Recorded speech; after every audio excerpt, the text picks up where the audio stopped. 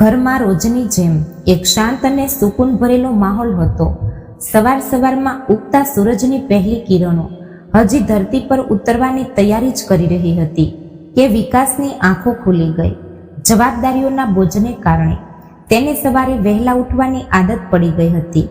35 વર્ષનો વિકાસ રોજ સવારે 8 વાગ્યે પોતાની એ નાની પરચુરણની દુકાન પર પહોંચી જતો હતો અને રાત્રે 10 વાગ્યા સુધી મહેનત કરીને પોતાના પરિવાર માટે 2 ટંકના રોટલાની વ્યવસ્થા કરતો હતો. આજે જ્યારે વિકાસ પોતાની દુકાન પર જવા માટે તૈયાર થઈ રહ્યો હતો અને તેની પત્ની સુનીતા રસોઈમાં નાસ્તો બનાવી રહી હતી, બંને આ વાતથી બિલકુલ અજાણ હતા કે આવનારો પળ તેમની જિંદગીમાં એક એવું તોફાન લઈને આવી રહ્યો હતો જેની તેમણે કલ્પના પણ નહીં કરી હોય. દુકાને જવા માટે વિકાસે જેવો ઘરનો દરવાજો ખોલ્યો અને બહાર પગ મૂક્યો કે તરત જ સામે એક ટેક્સી આવીને ઊભી રહી. તેમાંથી તેની બંને બહેનો સીમા અને રેખા ઉતરી રહી હતી. બંનેને એક સાથે આટલા મહિનાઓ પછી અચાનક પોતાની સામે જોઈને વિકાસની આંખોમાં આશ્ચર્ય અને ખુશીની એક લહેર દોડી ગઈ. તેના ચહેરા પર એક નિર્દોષ સ્મિત ખીલી ગયું. તે લગભગ દોડતો તેમની પાસે પહોંચ્યો. અરે સીમા, રેખા, તમે બંને એક સાથે? વગર કહે તેની ખુશીનો પાર નહોતો. તે ભૂલી ગયો કે તેને દુકાને જવાનું છે, ભૂલી ગયો કે આજે હિસાબ કિતાબનું કેટલું કામ છે. આ પળે તે ફક્ત એક ભાઈ હતો જે પોતાની બહેનોને ઘરે આવેલી જોઈને ખૂબ ખુશ હતો. હા ભાઈ, વિચાર્યું તમને સરપ્રાઈઝ આપીએ, મોટી બહેન સીમાએ હસતા હસતા કહ્યું. પણ તેના સ્મિતમાં એ જૂનો પ્રેમ નહોતો, એક ઔપચારિકતા હતી, જાણે કોઈ અજાણી વ્યક્તિને મળતા હોઠોને ખેંચીને સ્મિતનો આકાર આપી દેવાયો હોય. રેખાએ તો હસવાની તસ્દી પણ ન લીધી, બસ એક નજર પોતાના ભાઈ પર નાખી અને પછી મોં ફેરવી લીધું. વિકાસે આ સૂક્ષ્મ સંકેતો પર ધ્યાન ન આપ્યું, અથવા કદાચ તેની ખુશીએ તેને બીજું કશું જોવા જ ન દીધું. બહુ સારું કર્યું, ચાલો અંદર ચાલો, આજે તો મારો દિવસ બની ગયો. વિકાસે બંનેના બેગ ઊંચક્યા અને તેમને ઘરની અંદર લઈ જવા લાગ્યો. તેનો અવાજ ઘરના આંગણામાં ગૂંજ્યો. સુનીતા, અરે સુનીતા, જો તો કોણ આવ્યું છે? રેખા અને સીમા આવી છે. રસોઈમાંથી હાથ લૂછતી સુનીતા બહાર નીકળી અને પોતાની નણંદોને જોઈને તેના ચહેરા પર પણ ખુશીની ચમક આવી ગઈ. તે આગળ વધીને બંનેને મોટા પ્રેમથી મળે. પ્રણામ દીદી, કેમ છો તમે બધા? જીજાજી ઠીક છે? બાળકો કેમ છે? અમે ઠીક છીએ ભાભી, રેખાએ ટૂંકો જવાબ આપ્યો. વિકાસે પોતાનો દુકાને જવાનો ઈરાદો તરત બદલી નાખ્યો. હું આજે દુકાને બપોર પછી જઈશ. ઘણા દિવસો પછી મારી બહેનો એક સાથે આવી છે. સુનીતા, તેમના માટે કંઈક સરસ ખાવાનું બનાવ, પૂરી, શાક અને ખીર બનાવી લે, પણ એ પહેલા ચા બનાવી દે. હું બજારમાંથી જલેબી અને સમોસા લઈને આવું છું. અરે નહીં ભાઈ, તેની શું જરૂર છે? સીમાએ કહ્યું. પણ વિકાસ ક્યાં સાંભળવાનો હતો? તે ખુશીથી ચહેકતો ઘરની બહાર નીકળી ગયો. તેમના માતા સુમિત્રાજી, જેઓ સંધિવાના દર્દી હતા, પોતાના રૂમમાં સૂતેલા હતા. અવાજો સાંભળીને ઉઠી બેઠા. જ્યારથી તેમની કરોડરજ્જુમાં ઈજા થઈ હતી ત્યારથી તેઓ વધારે પથારી પર જ રહેતા હતા. પણ પોતાની દીકરીઓના અવાજે જાણે તેમનામાં નવો જીવ ફૂંકી દીધો હતો. સુનીતા તેમને સહારો આપીને વ્હીલચેર પર બેસાડીને બહાર લઈ આવી. પોતાની બંને દીકરીઓને એકસાથે જોઈને તેમની વૃદ્ધ આંખોમાં એક નવી ચમક આવી ગઈ અને બંનેને ગળે લગાવી લીધા. અરે મારી દીકરીઓ આવી છે, ચાલો, આટલા મહિનાઓ પછી છેવટે તમને તમારી આ બીમાર માની યાદ તો આવી. નહીતર પોતાના ઘર પરિવારમાં તમે બંને એટલી હદે ગૂંચવાઈ ગઈ છો કે એક ફોન પણ કરવાની ફુરસદ મળતી નથી. સારું કર્યું જે આજે આવી ગઈ.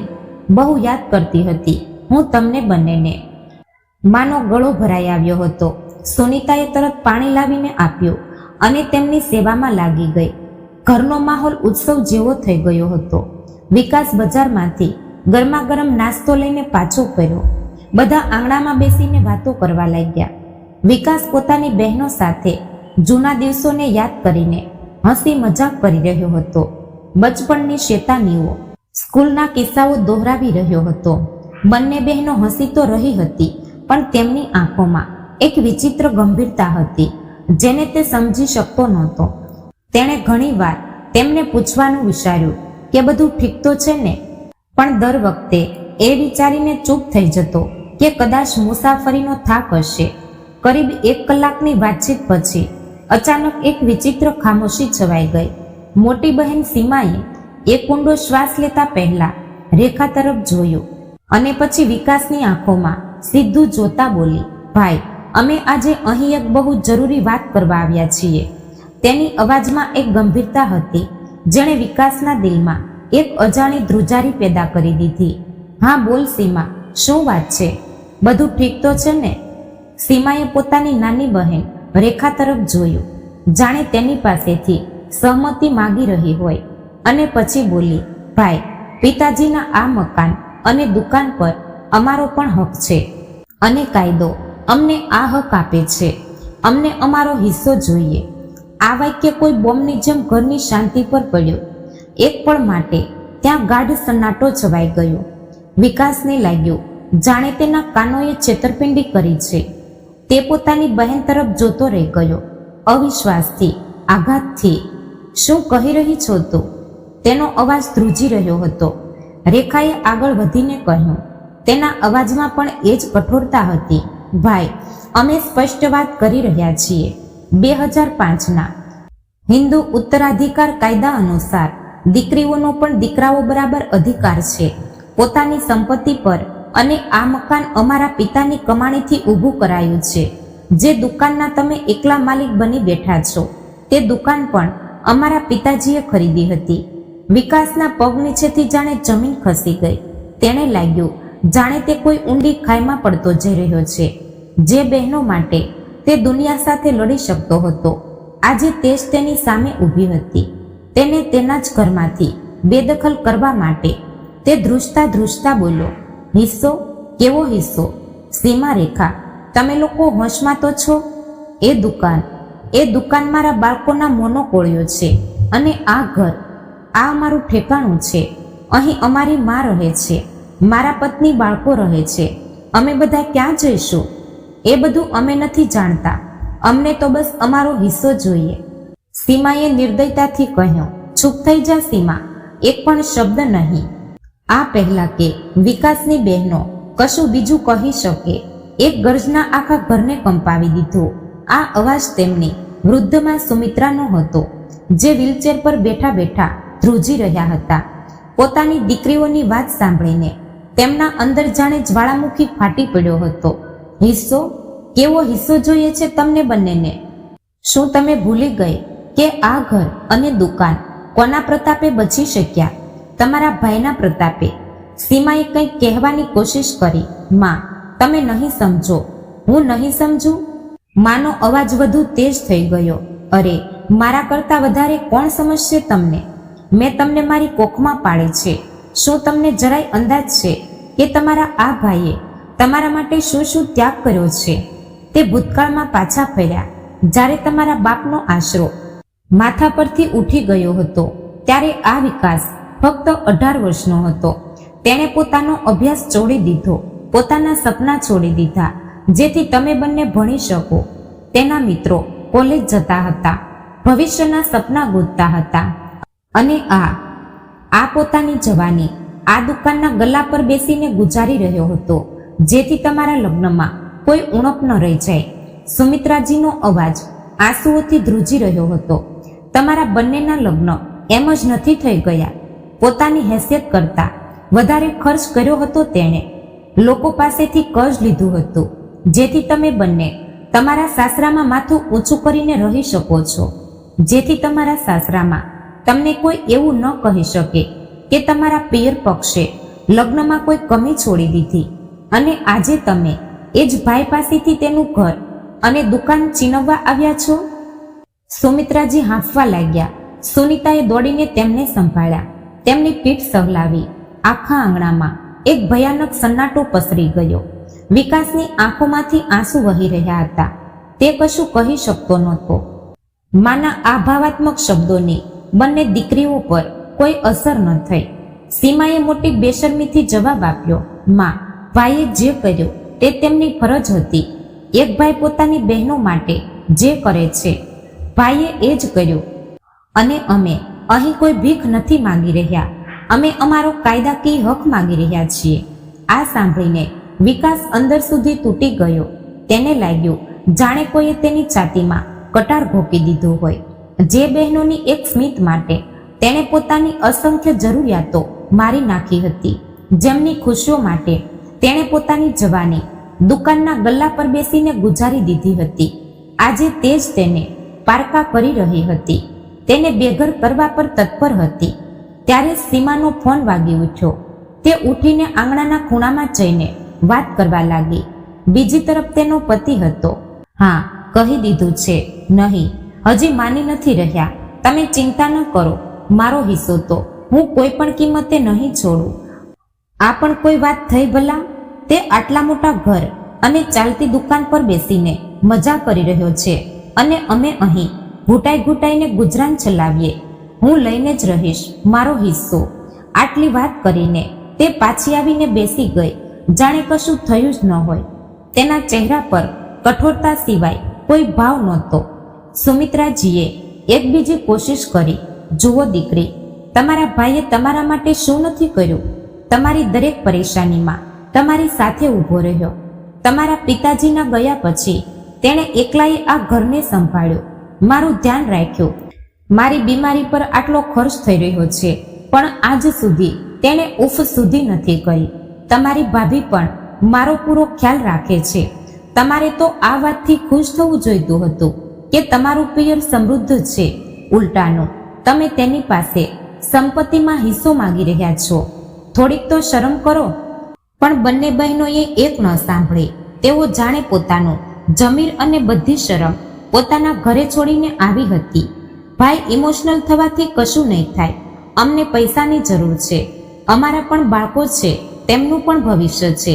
તમે આ ઘર અને દુકાન વેચી દો. જે પણ પૈસા મળશે અમે ત્રણેય બરાબર વહેંચી લઈશું. વેચી દઉં? વિકાસે અવિશ્વાસથી પૂછ્યું. મારા પિતાની નિશાનીને વેચી દઉં? મારી માં, મારા બીબી બાળકો, મારી પત્ની, બાળકો સાથે રસ્તા પર આવી જાઓ? જો વેચવું નથી તો તમે અમને અમારા હિસ્સા બરાબરના પૈસા આપી દો. રેખાએ કહ્યું, અમારી પાસે વધારે સમય નથી. જો એક અઠવાડિયાની અંદર તમે કોઈ નિર્ણય ન લીધો તો અમને મજબૂરીથી અદાલત જવું પડશે. અદાલત? આ શબ્દ સાંભળીને વિકાસના કાનોમાં સનસની દોડી ગઈ. તેનું પોતાનું લોહી, તેની પોતાની બહેનો તેને કોર્ટમાં ઘસેડશે? એ જ આંગણામાં જ્યાં થોડીવાર પહેલા તે પોતાની બહેનોના આવવાની ખુશીમાં નાચી રહ્યો હતો, હવે તે પોતાના જ પરિવારના ટુકડાઓને વિખરતા જોઈ રહ્યો હતો. બંને બહેનો પોતાની વાત કહીને ઉઠી અને ઘરની બહાર નીકળી ગઈ. વિકાસ ત્યાં જમીન પર બેસી ગયો.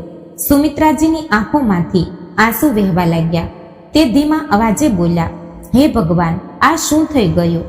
મને નહોતી ખબર કે મેં દીકરીઓ નહીં પણ નાગણોને જન્મ આપ્યો હતો, જેઓ આગળ જઈને પોતાના જ ભાઈને ડંખ મારવાની હતી. કોર્ટમાં સુનાવણી. કેટલાક દિવસો કોઈ રીતે પસાર થઈ ગયા.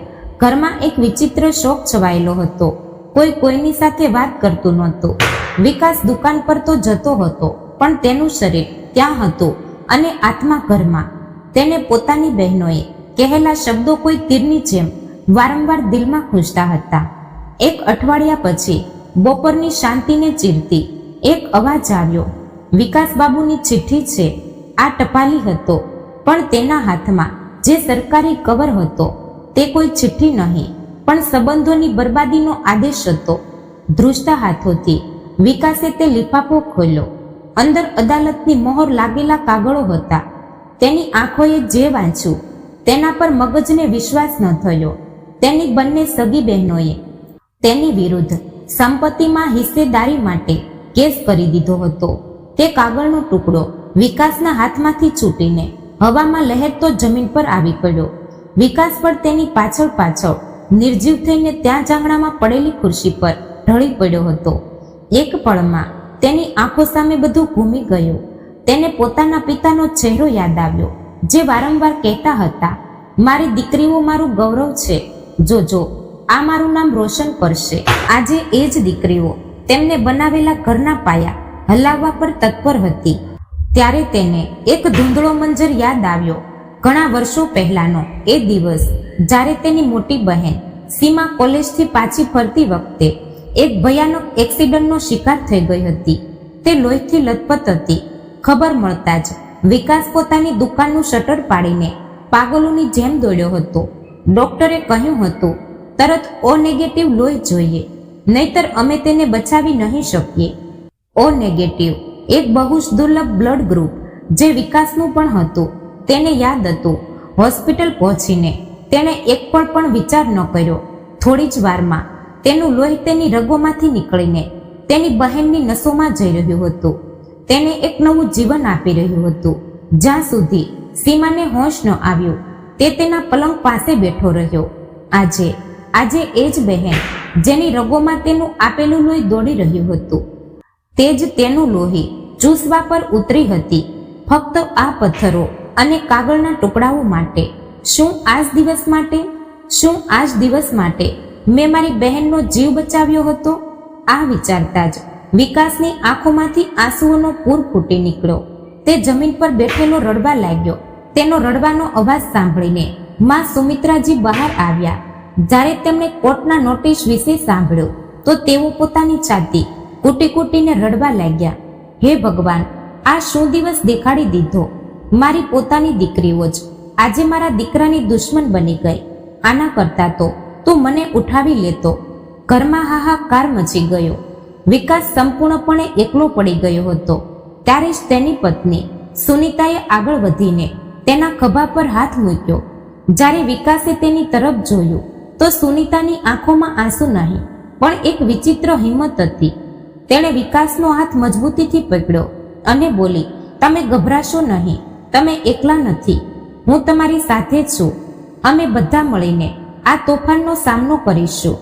સુનીતાએ જમીન પર પડેલા તે કાગળોને ઉંચક્યા અને વિકાસની આંખોમાં આંખો નાખીને કહ્યું, તેમણે કાયદાનો રસ્તો પસંદ કર્યો છે, તો અમે પણ કાયદા દ્વારા જ લડીશું.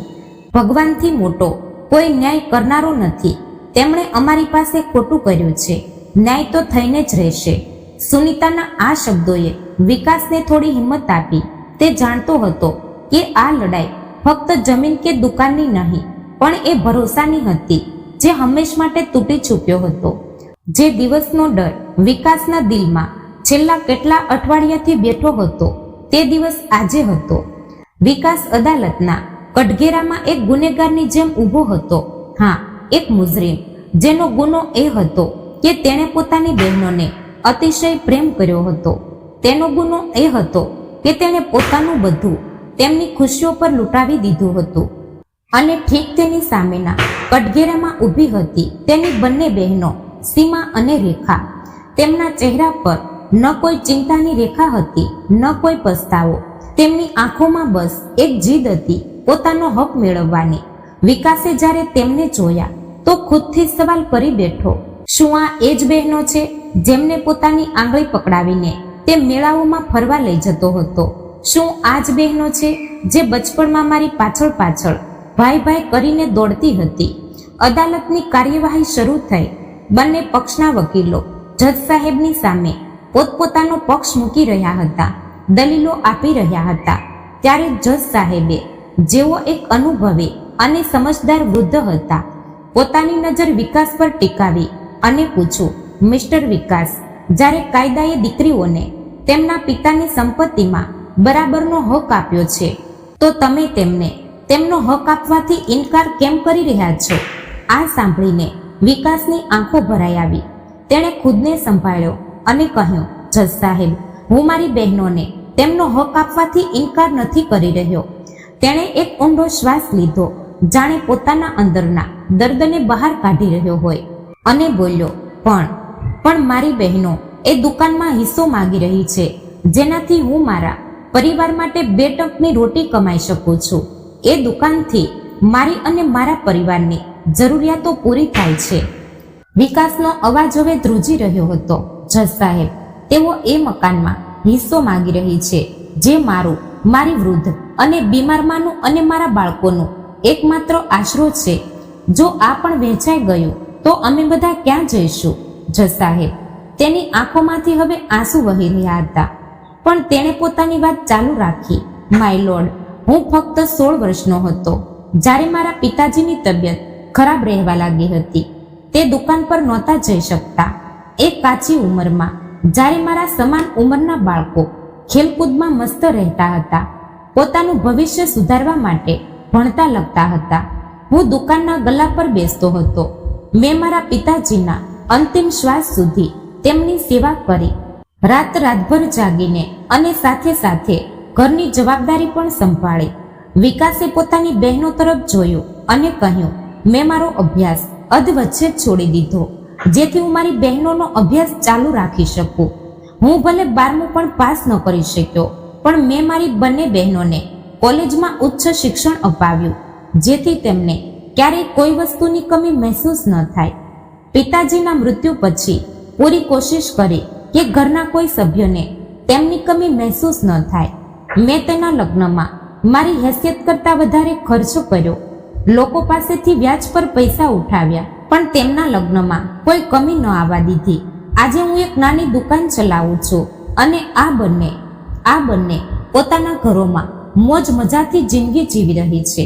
પણ જજ સાહેબ, આજ સુધી તો મેં મારી ખુશીઓનો ત્યાગ કર્યો, પણ શું હવે મારા પરિવારને પણ બધી ખુશીઓથી દૂર કરી દઉં? ત્યારે જ વિપક્ષી વકીલ, જે પોતાની ચાલાકી અને કઠોરતા માટે જાણીતો હતો, પોતાની ખુરશી પરથી લગભગ ઉછળી પડ્યો. તેના અવાજમાં ઊંડો કટાક્ષ હતો. આપત્તિ છે યોર ઓનર, આ કઈ ઉપલબ્ધિઓ ગણાવવામાં આવી રહી છે? દરેક દીકરો અને ભાઈ પોતાના પરિવારની દેખભાળ કરે છે. આમાં તેમણે કેવું અનોખું કામ કરી દીધું? આ તો તેમનો ફરજ હતો. આ સાંભળતા જ વિકાસના વકીલ પણ તરત પોતાની જગ્યા પર ઊભા થઈ ગયા. મને પણ આપત્તિ છે. મારા કાબિલ મિત્ર એ ભૂલી રહ્યા છે કે મારા અસીલ એ પોતાની મોટી બહેન સીમાના લગ્ન માટે આજથી 10 વર્ષ પહેલા પોતાની જમા પૂંજીમાંથી 1 લાખ આપ્યા અને નાની બહેન રેખાના લગ્નમાં 7 વર્ષ પહેલા 1.5 લાખ ખર્ચ કર્યો. આ કોઈ મામૂલી રકમ નથી યોર ઓનર, ખાસ કરીને એ વ્યક્તિ માટે જેની આવક સીમિત હોય. લગ્ન પછી પણ દરેક તહેવાર, દરેક સુખ દુઃખમાં મારા મુવક્કીલે પોતાની દરેક જવાબદારી પૂરી ઈમાનદારીથી નિભાવી છે. જજ સાહેબે તેમની દલીલને ગંભીરતાથી સાંભળી.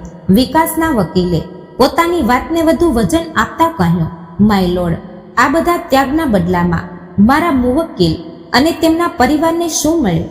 એક સાધારણ સામાન્ય જીવન. આજે પણ તેમના બાળકો એક સરકારી સ્કૂલમાં ભણે છે, જ્યારે તેમની બંને બહેનો શહેરના સૌથી મોંઘા વિસ્તારમાં આલિશાન જિંદગી જીવી રહી છે.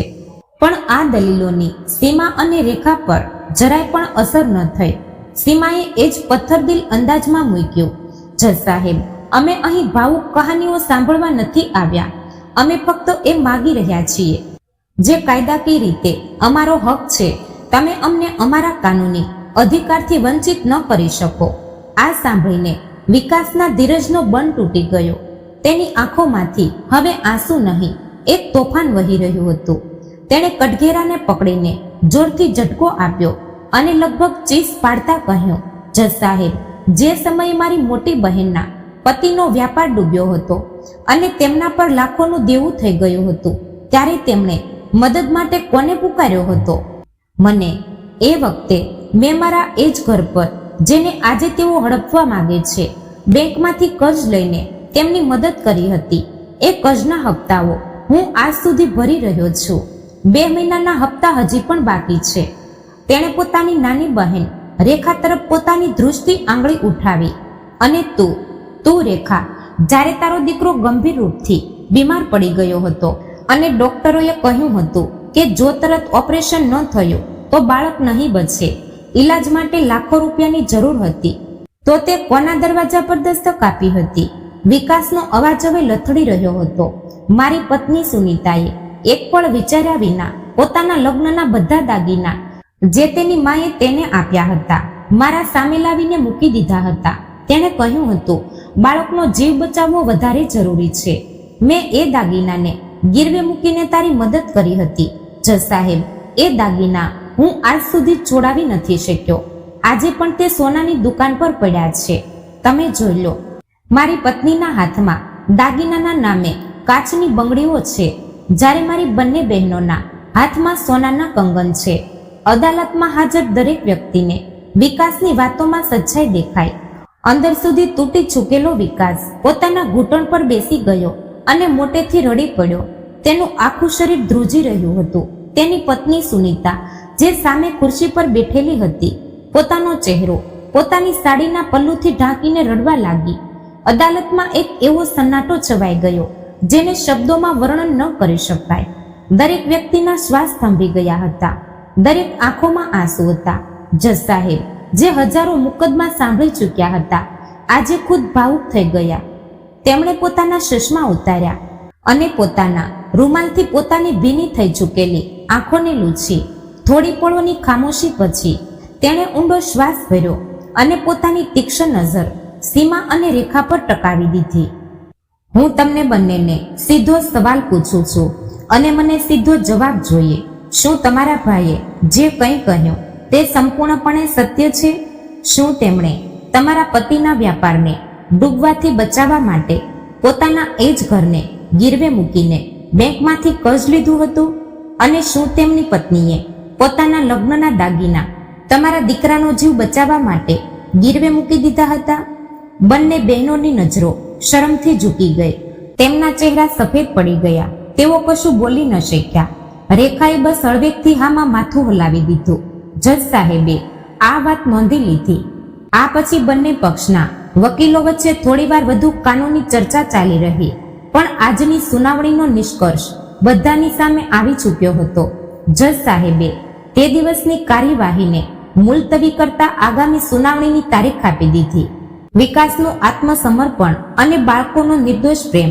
જ્યારે વિકાસ અદાલતથી ઘરે પાછો ફર્યો, તેની મા સુમિત્રાજી, જેઓ દરવાજા પર જ તેની રાહ જોઈ રહ્યા હતા, તેના ઉતરી ગયેલા બેજાન ચહેરાને જોઈને જ બધું સમજી ગયા હતા. વિકાસે કોઈની તરફ ન જોયું. તે એક જિંદા લાશની જેમ ચાલતો પોતાના રૂમમાં ગયો અને દરવાજો અંદરથી બંધ કરી દીધો. થોડીવાર શાંતિ રહી અને પછી રૂમની અંદરથી સિસકીઓનો અવાજ આવવા લાગ્યો. વિકાસ પલંગ પર મોં ઊંધું રાખીને રડી રહ્યો હતો.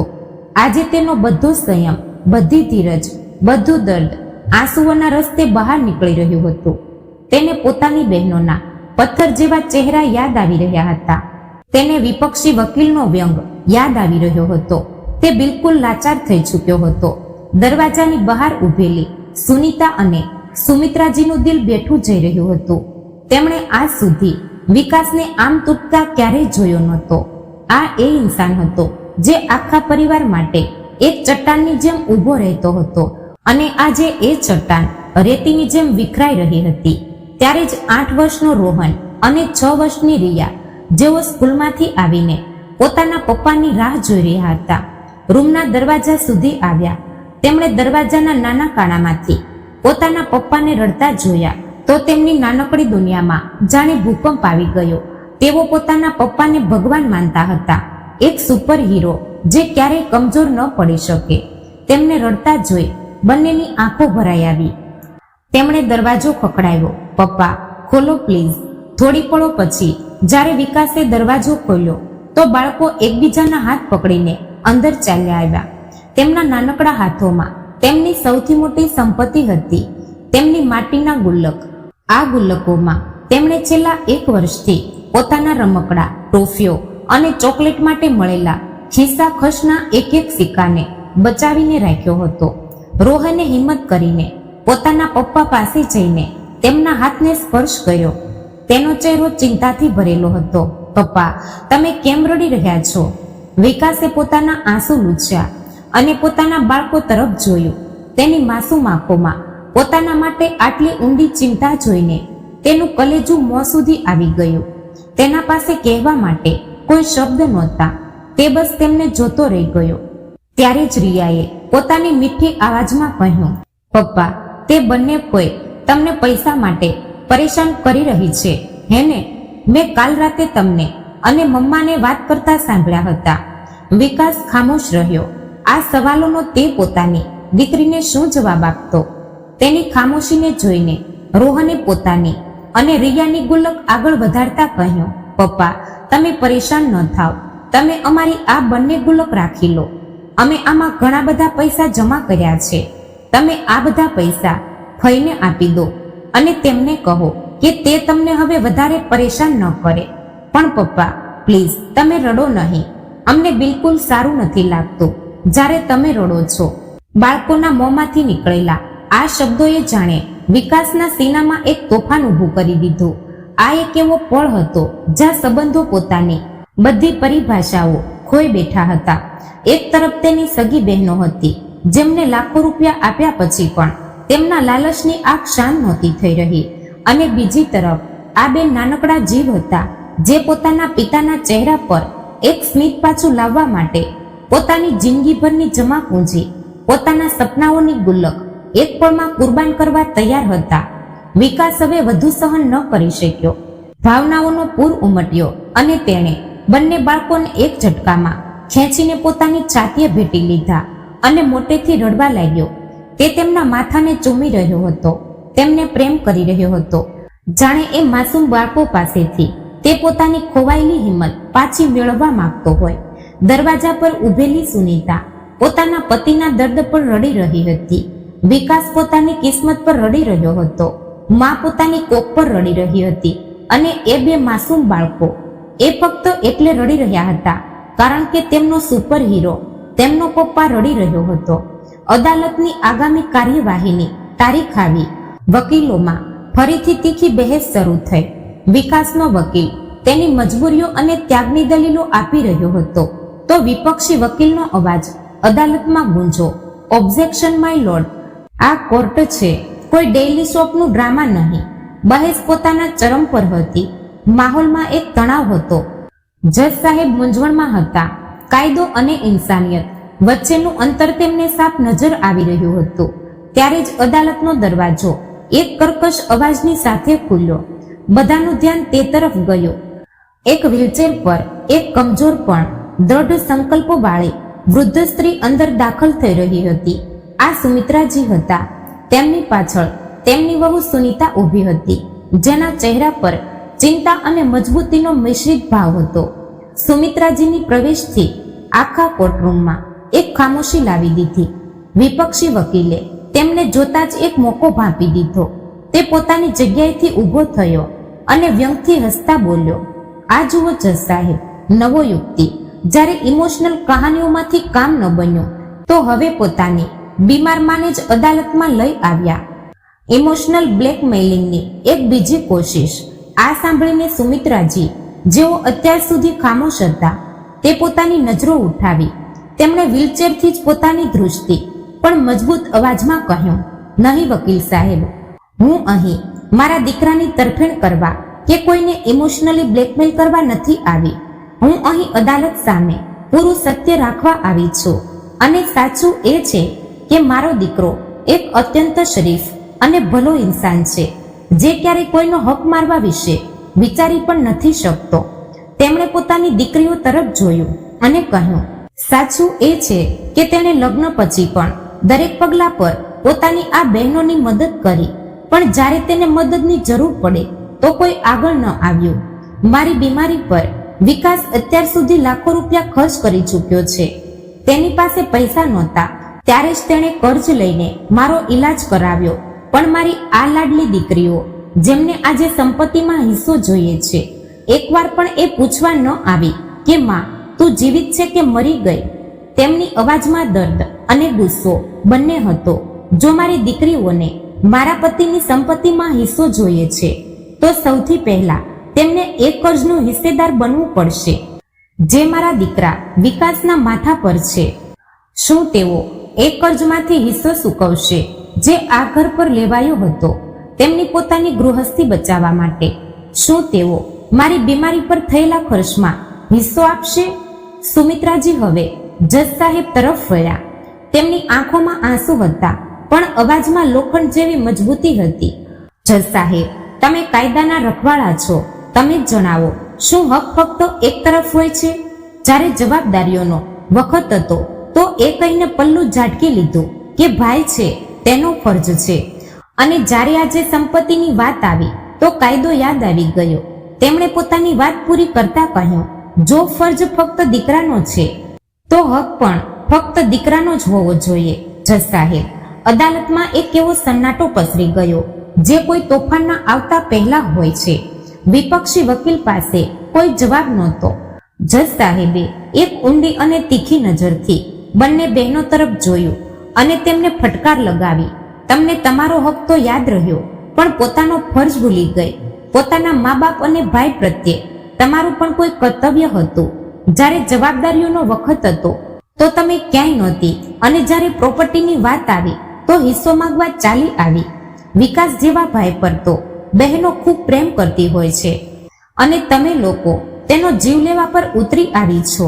બંને બહેનો માથું ઝુકાવીને ઊભી રહી, પણ તેમના વકીલે ફરી પણ હાર ન માની અને કોઈ કાનૂની મુદ્દો કાઢીને બહેસ ચાલુ રાખી. અદાલત તે દિવસ માટે ફરી સ્થગિત થઈ ગઈ. રાખડીનો તહેવાર અને જજ સાહેબનો ઐતિહાસિક નિર્ણય. એક અઠવાડિયા પછી રાખડીનો તહેવાર આવ્યો. એક એવો તહેવાર જે ભાઈ બહેનના પવિત્ર સંબંધની સૌથી મોટી નિશાની હોય છે. પણ વિકાસના ઘરમાં આજે કોઈ તહેવાર નહોતો. ઘરમાં સવારથી જ એક વિચિત્ર ખામોશી છવાયેલી હતી. વિકાસ અને સુનીતાના બંને બાળકો રોહન અને રિયા નવા નવા કપડાં પહેરેલા હતા. રિયાએ મોટી ખુશીથી પોતાના ભાઈ રોહનની હથેળી પર એક નાનકડી રાખડી બાંધી. રોહને પણ પોતાની બહેનને ભેટ આપી અને તેના માથા પર હાથ રાખીને તેની સુરક્ષા કરવાનું વચન કર્યું. ઘરમાં ફક્ત આ જ એક પળ હતો જેમાં થોડીક જિંદગી નજર આવી. પણ વિકાસની કલાઈ આજે સૂની હતી. તે ઘરમાં બેસીને ખાલી આંખોથી દરવાજાને જોઈ રહ્યો હતો. દર વર્ષે આ વખત સુધી તેની બંને બહેનો સીમા અને રેખા ઘરે આવી જતી હતી. જો ન આવી શકતી તો તેમની મોકલેલી રાખડીનો કવર જરૂર આવી જતો હતો. પણ આજે ન તો કોઈ બહેન આવી હતી, ન તો રાખડી મોકલાઈ હતી. આજે પહેલીવાર તેની કલાઈ રાખડીના દોરા માટે તરસી રહી હતી. સુનીતા તેની પાસે આવી અને વિકાસના ખંભા પર હાથ મૂકતા એક ઉમ્મીદ ભરેલી અવાજમાં બોલી, એક કામ કરો ને, જો તમારી બહેનો નથી આવી તો શું થયું? મોટા તો તમે છો, કેમ ન તમે જ તેમના ઘરે ચાલ્યા જાઓ રાખડી બાંધવા માટે. થોડી મીઠાઈ પણ લેતા જજો. હોઈ શકે છે તહેવારના આ પવિત્ર દિવસે તેમનું દિલ પીગળી જાય. હોઈ શકે છે કે તે પોતાની ભૂલ માની લે. સુનીતાની આંખોમાં એક આશા હતી કે કદાચ બધું પહેલા જેવું થઈ જાય. વિકાસે પોતાની ભીની આંખોથી સુનીતાને જોયું. ચહેરા પર એક દર્દભરી સ્મિત સાથે બોલ્યો, નહીં સુનીતા, હવે નહીં. હવે આ બધી વાતોનો કોઈ મતલબ નથી રહ્યો. તેણે પોતાની સૂની કલાઈને જોતા કહ્યું, આપણા લોકો વચ્ચે હવે ભાઈ બહેનનો સંબંધ ક્યાં રહ્યો છે? બધા સંબંધો, બધો પ્રેમ, બધું તો એ અદાલતના કટઘેરામાં જ બરબાદ થઈ ગયું છે. હવે તે મારી બહેનો નથી રહી સુનીતા. હવે તો તે ફક્ત ફરિયાદી છે અને હું પ્રતિવાદી. પણ વચ્ચે જે ફાસલા અંતર આવી ચૂક્યા છે, રાખડીના દોરા પણ હવે એ ફાસલાઓને નથી ભરી શકતા. આ સાંભળતા જ પાસેના રૂમમાં સૂતેલા સુમિત્રાજીનું કલેજું જાણે ફાટી પડ્યું. તેમણે કરવટ બદલી અને પોતાની આંખોમાંથી વહેતા આંસુઓને તકિયામાં છુપાવી દીધા. આજે અદાલતમાં હાજરીનો દિવસ હતો. વિકાસ પોતાના રૂમમાં બારી પાસે ઊભો હતો. બહાર જોઈ રહ્યો હતો, પણ તેની આંખો કશું જોઈ નહોતી રહી. તેના ચહેરા પર એક વિચિત્ર શાંતિ હતી. એ શાંતિ જે તોફાન પછી આવે છે. જ્યારે બધું બરબાદ થઈ ચૂક્યું હોય, સુનીતા તેની પાસે આવી અને ધીમેથી બોલી, તૈયાર થઈ જાઓ, અદાલત માટે નીકળવાનું છે. વિકાસે વળ્યા વિના બારીની બહાર જોતા જ કહ્યું, સુનીતા, હું થાકી ગયો છું, હું હારી ગયો છું. સુનીતા ચોંકી ગઈ. તમે શું કહી રહ્યા છો? વિકાસ વળ્યો. તેની આંખો બુજાયેલી હતી. હું આજે અદાલતમાં જઈને જજ સાહેબને કહી દઈશ કે મારે આ મુકદ્દમો લડવાનું બંધ કરવું છે. હું મારી બહેનોને તેમનો બરાબરનો હિસ્સો આપી દઈશ. ઘર વેચી દઈશું, દુકાન વેચી દઈશું, અને જે પણ પૈસા આવશે 3 હિસ્સા કરી દઈશું. શું? સુનીતાના પગ નીચેથી જમીન ખસી ગઈ. પણ પછી અમે ક્યાં જઈશું? અમારા બાળકોનું શું થશે? વિકાસની આંખોમાંથી એક આંસુ ટપકી પડ્યું. ક્યાંક તો ચાલા જઈશું સુનીતા. ભાડાના કોઈ નાના મકાનમાં રહી લઈશું. હું ફરીથી કોઈ નાનું મોટું કામ શરૂ કરી લઈશ. પણ હવે આ બધું આ તારીખે આ બહેસ, આ રોજ રોજનું અપમાન મારાથી વધુ સહન નથી થતું. હું દરરોજ મારી જ બહેનોને મારી દુશ્મનની જેમ કટઘેરામાં ઊભી નથી જોઈ શકતો. હું મારી માને દરરોજ ઘૂંટાઈ ઘૂંટાઈને રડતા જોઈ નથી શકતો. તેણે પોતાના ધ્રુજતા હાથોથી પોતાનો ચહેરો છુપાવી લીધો. હું સાચે જ થાકી ગયો છું સુનીતા. હું હાર માની રહ્યો છું. સુનીતાનું દિલ તૂટી ગયું, પણ તેણે પોતાના પતિનો હાથ પકડી લીધો. ઠીક છે, જે તમે સાચું સમજો એ જ કરો. હું તમારી સાથે છું, હંમેશા રહીશ. 2 કલાક પછી અદાલતની કાર્યવાહી શરૂ થઈ. બધાની નજર જજ સાહેબ પર હતી, પણ જજ સાહેબની નજર વિકાસ પર ટકેલી હતી. તેમણે સીધા વિકાસને સવાલ કર્યો, મિસ્ટર વિકાસ, શું તમે કંઈ કહેવા માંગો છો? વિકાસે બોલવાનું શરૂ કર્યું. તેની અવાજમાં હવે એક વિચિત્ર ધીરજ હતી. જજ સાહેબ, હું હવે આ મુકદ્દમો નથી લડવા માંગતો. આ એક વાક્યે આખા કોર્ટરૂમમાં હલચલ મચાવી દીધી. વિપક્ષી વકીલના ચહેરા પર એક શિકારી જેવું વિજયનું સ્મિત ફેલાઈ ગયું. સીમા અને રેખાએ અવિશ્વાસ અને જીતના એક વિચિત્ર મિશ્રણની સાથે એકબીજાને જોયું. વિકાસ પોતાની વાતને કહેતો રહ્યો, જજ સાહેબ, હું મારી બંને બહેનોને તેમનો બરાબરનો હિસ્સો આપવા માટે રાજી છું. હું આ ઘર અને દુકાન વેચી દઈશ. જે પણ રકમ આવશે અમે 3 ભાઈ બહેન બરાબર બાંટી લઈશું. મને બસ આ બધું અહીં જ ખતમ કરવું છે. જજ સાહેબ, જેઓ અત્યાર સુધી ચૂપચાપ બધું સાંભળી રહ્યા હતા, એ પોતાના ચશ્મા ઉતાર્યા અને વિકાસને મોટા ધ્યાનથી જોયો. તેમની અનુભવી આંખોએ વિકાસની તૂટેલી આત્માને વાંચી લીધી. થોડી પળની ખામોશી પછી જજ સાહેબે કહ્યું, હું તમારી હાલત સમજી શકું છું મિસ્ટર વિકાસ, પણ નિર્ણય સંભળાવતા પહેલા હું તમને અને આ અદાલતને કંઈક જણાવવા માંગુ છું. મેં આ કેસની દરેક ફાઇલ, દરેક સાક્ષી, દરેક પુરાવાને ઊંડાણથી અભ્યાસ કર્યો છે અને મારા દ્રષ્ટિકોણમાં કાયદાથી બહાર માનવતા અને નૈતિકતાના આધાર પર તમારી બહેનોનો આ સંપત્તિ પર કોઈ હક નથી બનતો. આ સાંભળતા જ અદાલતમાં શોર મચી ગયો. વિપક્ષી વકીલ પોતાની ખુરશી પરથી ઉછળી પડ્યો. Objection my lord. વકીલની વાતને વચ્ચે જ કાપતા જજ સાહેબનો અવાજ ગરજી ઉઠ્યો, ચૂપ રહો. હું કાયદાને તમારા કરતા વધુ સારી રીતે સમજું છું. હા, કાયદો દીકરીઓને પિતાની સંપત્તિમાં હક આપે છે, પણ જે પોતાના ફરજોથી મોં ફેરવી લે, શું તેને પોતાના અધિકાર માંગવાનો હક છે?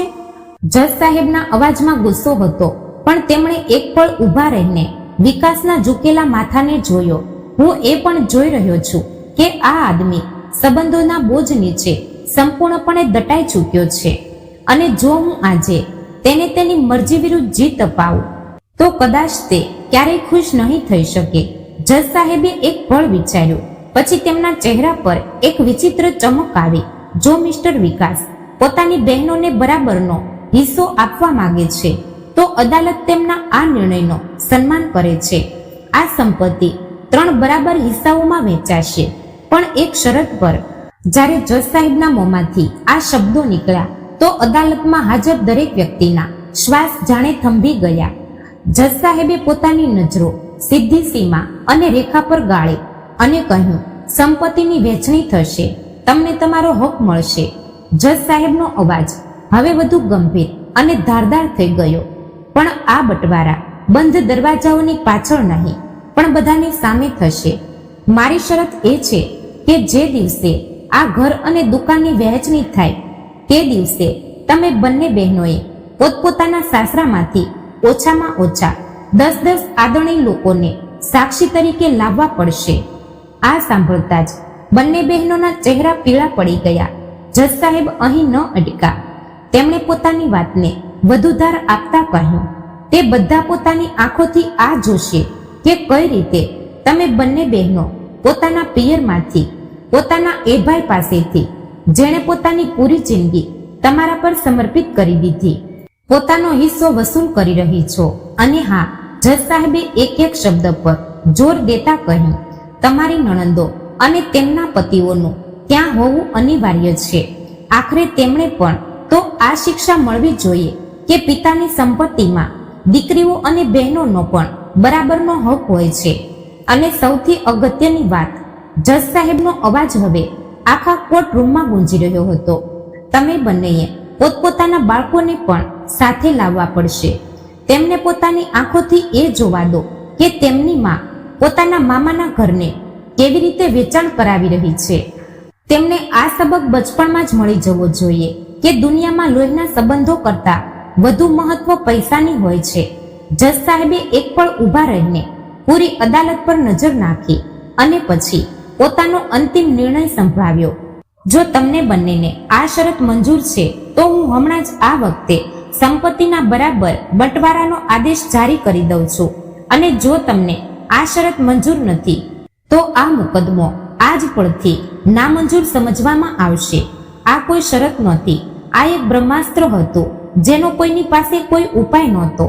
આ એક એવો દર્પણ હતો જેમાં જજ સાહેબે બંને બહેનોને તેમની જ લાલચી આત્માનો સૌથી ધૃણાસ્પદ રૂપ દેખાડી દીધું હતું. આ સાંભળીને બંને બહેનો વ્યાકુળ થઈ ઉઠી. તેમના ચહેરાનો રંગ ઉડી ચૂક્યો હતો. તેમને એક પળમાં સમજ આવી ગયું હતું કે જજ સાહેબે તેમને તેમના જ ગૂંથેલા જાળમાં બુરી રીતે ફસાવી દીધા છે. જો તેમના સાસરાવાળાઓને અને ખાસ કરીને તેમની નણંદોને એ ખબર પડી કે તેઓ પોતાના માયકામાંથી આ રીતે જબરજસ્તીથી હિસ્સો લઈ રહી છે તો કાલે એ પણ પોતપોતાના માયકામાં હિસ્સો માગવા માટે ઊભી થઈ જશે. અને ત્યારે જે તમાશો તેમના પોતાના ઘરમાં થશે તેની કલ્પનાથી જ તેમની આત્મા કંપી ગઈ. નહીં જજ સાહેબ, આ અન્યાય છે. આવી કોઈ શરતનો કાયદામાં કોઈ જોગવાઈ નથી. વિપક્ષનો વકીલ બોલ્યો. જજ સાહેબનો અવાજ ગર્જનાની જેમ ગુંજો. નાઇન્સાફી? નાઇન્સાફી એ છે કે એક ભાઈને તેની જ બહેનો બરબાદ કરવા પર તત્પર હોય.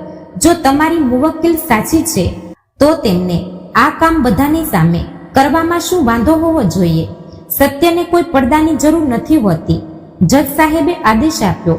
આગામી તારીખ 15 દિવસ પછી તે દિવસે તમે બંનેને મારી આ શરત પૂરી કરીને આવવાનું છે, નહીં તો આ કેસ ખારીજ કરી દેવામાં આવશે.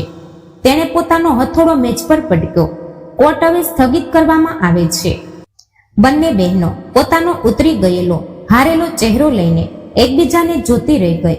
થોડી મિનિટો પહેલા જે જીત તેમની મુઠ્ઠીમાં હતી તે હવે એક ભયાનક હારના ડરમાં બદલાઈ ચૂકી હતી.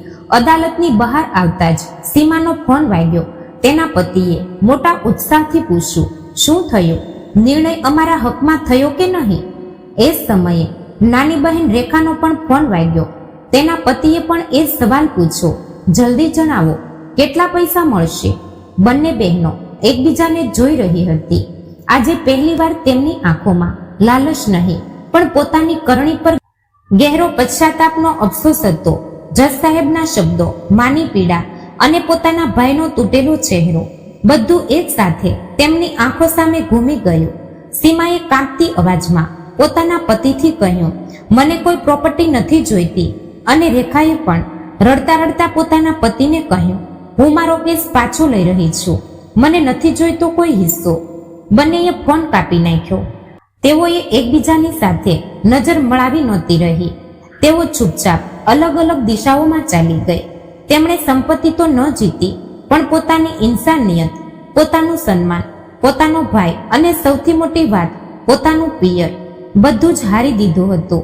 તે પિયર જે કોઈ પણ દીકરીનું સૌથી મોટું માન હોય છે. તે પિયરનો દરવાજો તેમણે ખુદ પોતાના માટે હંમેશ માટે બંધ કરી દીધો હતો.